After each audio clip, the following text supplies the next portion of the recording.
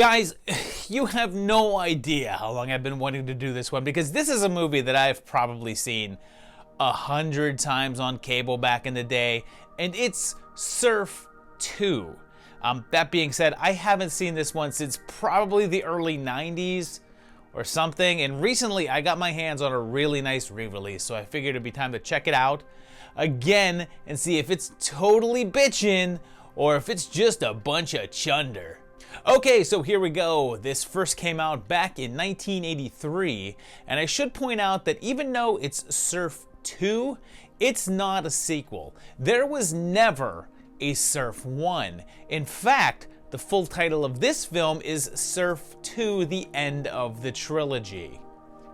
We meet our core crew, Rocky Dennis, and Friday the 13th Part 3's Handstand Boy, and also Zed's girl as Cindy Lou, and also Lindy Sue. And don't forget Big Head here, who can eat metal. Their principal is Black Bart, and Popcorn's Toby is here along with the guy who stole Pee-wee's bike. And it turns out that some surfers were killed while surfing, so they want to close the beaches, which of course, doesn't work. Chuck and Bob's dad have made a new drink called Buzz Cola that seems to be favored by punks, but not just any punks. These guys are destructive. But so is Big Head, who, by the way, has a catchphrase. A bow bow. A bow bow. And there's also a new girl in school named Sparkle, played by Linda Carriage, who was the Marilyn Monroe lookalike in Fade to Black. And that night while surfing, Jocko and Becca are pulled into the ocean by something underneath. It seems to be the work of sex pest Eddie Deason, and yeah, like not a sex pest in this movie, but actually in real life. And Sparkle works for him, as do the punks, who are also zombies. And Buzz Cola is what makes them that way. It has some pretty oddball bits like this suburban scene. Watch your mouth in front of your father. Crap. Watch your mouth in front of your mother. Sorry. What do you and the boys have planned today? Go to the beach. Gotta practice. I thought the surfing beach was closed. It is. And one of their moms is Ruth Buzzy. And oh geez, the girl's dad is Bernie. So there's just a bunch of recognizable faces here. And for some reason, I really remember these two, mainly because they're supposed to be filthy rich heavyset dudes who are just bumbling idiots, and they rip their wetsuits and their butts are hanging out, which past Josh thought was hilarious, but present Josh thinks is, well, yeah, I mean, it's still hilarious. Chuck and Bob aren't exactly the most noble of main characters. And then this cat, this geek, man, I look at him, he's a total geek. He comes in from nowhere. Geek. I look at him and I say, "Ow! I'm throttled." Like they're kind of mean to their girlfriends, and I suppose we're gonna cheat on them even though they don't because they get too wrapped up with surfing stories. But I have to say, Cindy and Lindy perhaps go a bit too far with telling the police that they were attacked on the beach by whoever killed the surfers and basically set their boyfriends up to be shot by the police. Horshack cameos as a cop here, and the police chief is Steve Trevor, and the police just randomly open fire on them, so they were most likely very much in fear for their safety, you know how that goes, but everyone ends up okay.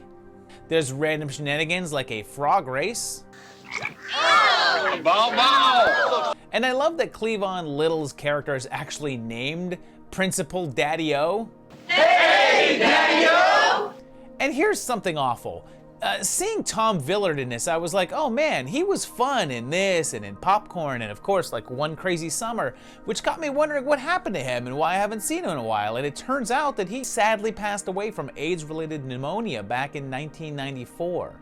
And meanwhile, he was in Grease 2, which Eddie Deason was in as well. And if you're wondering what he's up to, well, he was arrested in 2021 after he was stalking a waitress and caused a huge disturbance, causing police to be called, where he then started throwing plates and food at them, and was also arrested again in 2022 for breaking into a nursing home and is now under psychiatric evaluation. So just kind of terrible stories all around.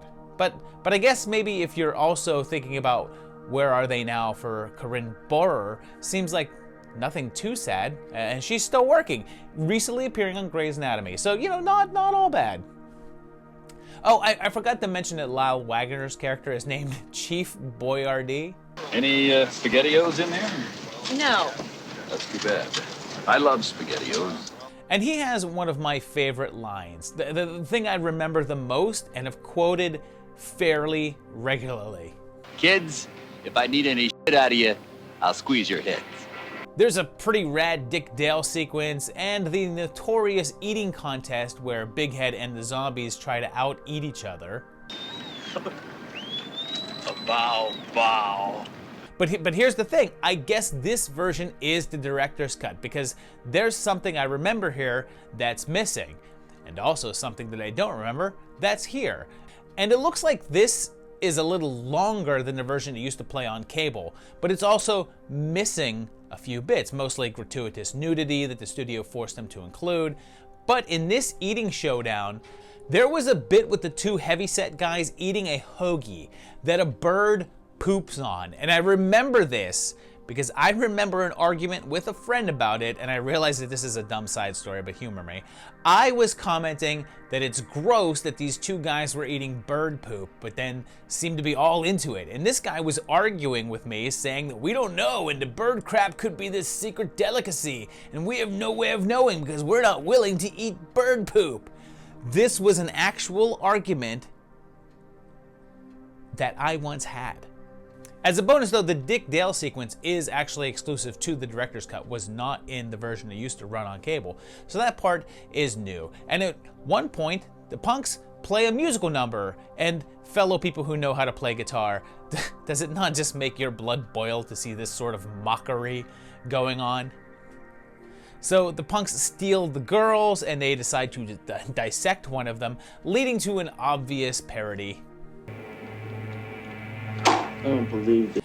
And everything comes to a head at the big surf contest, where the punks go up against the locals to the sounds of Oingo Boingo, and Chuck and Bob win, so they're taken down to Menlo's hideout.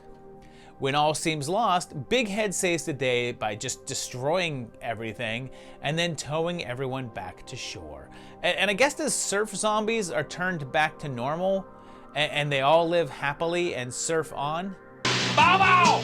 Bow! Like they all live happily except for that one that was clearly dead that they dissected. Doesn't really end that happily for him.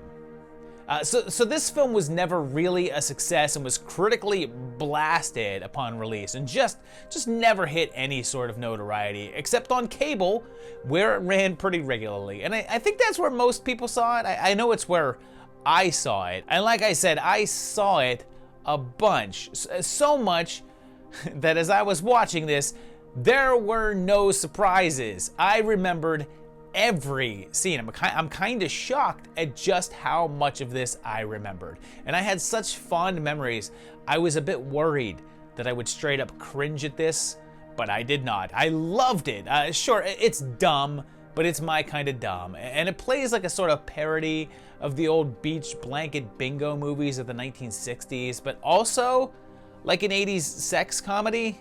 Like it doesn't all quite work in terms of tone. And I will say the director's cut helped a bit since he took out most of the just random nudity that doesn't fit with what they're doing. But yeah, this lives up to my memory. And I'm kind of sad that I put off rewatching it for so long.